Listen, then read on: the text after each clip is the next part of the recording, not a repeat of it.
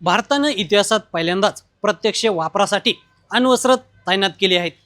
आतापर्यंत भारतानं 12 अण्वस्त्र तैनात केली आहेत। शस्त्रास्त्र आणि शस्त्र नियंत्रण या विषयांवर काम करणारी स्वीडनची नामांकित संस्था सिप्री थिंक टँकनं याबाबतचा अहवाल प्रसिद्ध केलाय। तसेच चीननं देखील तैनात अणुबॉम्बची संख्या वाढवली आहे।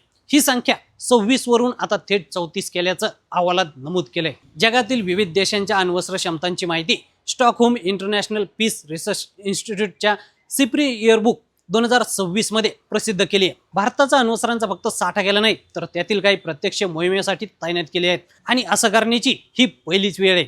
जगातील देश आता राष्ट्रीय शक्तीचं साधन म्हणून अणुबॉम्बवर पूर्वीपेक्षा अधिक अवलंबून राहू लागले आहेत, असंही या अहवालात म्हटलंय। अण्वस्त्रांचे 2 प्रकार असतात, एक म्हणजे साठ्यातील अण्वस्त्र आणि दुसरे म्हणजे तैनात अण्वस्त्र।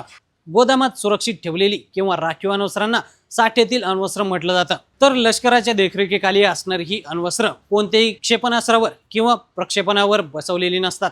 तात्काळ वापरासाठी नसली तरी गरज पडल्यास ती शस्त्रप्रणालीवर तैनात केले जाऊ शकतात। दुसरं म्हणजे आधीच युद्धनौका, विमान किंवा क्षेपणास्त्रांवर बसवलेली तैनात अण्वस्त्र। ही अगदी कमी वेळेत वापरण्यासाठी सज्ज ठेवली जातात।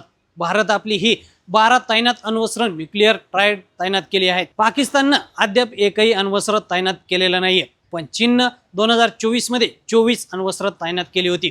त्याची संख्या वाढवून आता 34 एवढी करण्यात आली। याच अहवालानुसार जानेवारी 2026 पर्यंत जगात एकूण अंदाजे 12,187 अणुबॉम्ब अस्तित्वात होते। यापैकी जवळपास 9,745 अणुबॉम्ब संभाव्य वापरासाठी लष्करी साठ्यांमध्ये सुरक्षित ठेवले होते। तैनात अणुबॉम्बच्या संख्येत रशिया जगातील सर्वात आघाडीचा देश असून त्यांच्याकडे 1,796 अणुबॉम्ब तैनात आहेत।